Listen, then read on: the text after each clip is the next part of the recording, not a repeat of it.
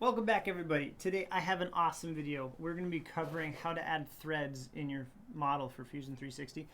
I'm actually really excited about this video because I've actually found a feature for this modeling feature that I didn't know about, and it's pretty cool. So we'll go over to create, we'll go down to thread, and it's going to prompt us to select the face. We can select internal cylinders and surfaces as well as external.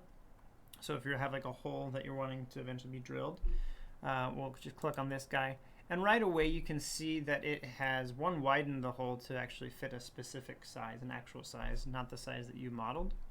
But it'll also put this image of a thread. If you're going to make a drafting file, it'll have a call out for that's what this type of thread is, thread X. But what I found out today is this little guy right here. You're going to click on this and it will actually model the threads in.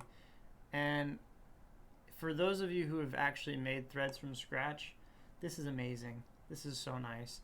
And it's amazing. Especially if you've tried making your own threads and then tried 3D printing them, it doesn't work very well. And if you have, then I don't know why you're watching this channel. So really cool feature. You can also turn that off just for ease of use, and we can also like change the length and the depth. So we can have the offset as well as we can have the length of the actual threads, so how much is actually being threaded on the hole. And you can control that with arrows, your fill-in bar here as well as your text bar here. We'll just go back to full though. For the thread type, there's lots of different types. There's different standards all over the world. In the US, ANSI and ISO are really common. I have seen DIN a little bit as well, like pipe threads for plumbing and electricals. But yeah, so from wherever you are, get used to and get familiar with the standard threading for where you live. It can be very useful. And then the size is just you can choose your different size. And as you click on the size, you can see it's also changing the size of the hole. So it's actually making the hole the right size for that, which is really nice. So you don't have to figure that all out yourself. You can also choose the design. In this case, that was a very specific one, but you can choose a fine or a coarse threading. I worked with fasteners at a past job, so I know more about screws than I'd like. Different classes. The direction, if it's a right-handed or a left-handed corkscrew or threading. And you can also have it remember the type of what you've just created. So if you have a project with a number of holes in it that you all want to have the same thread, but you're going to be doing it throughout the project, you can keep it remember. You can have it remember it, so every time you go back to it, it's just going to default to this, whatever you're setting it to, which is nice. So we'll click OK. And then we'll just do it one more quick time on this bolt.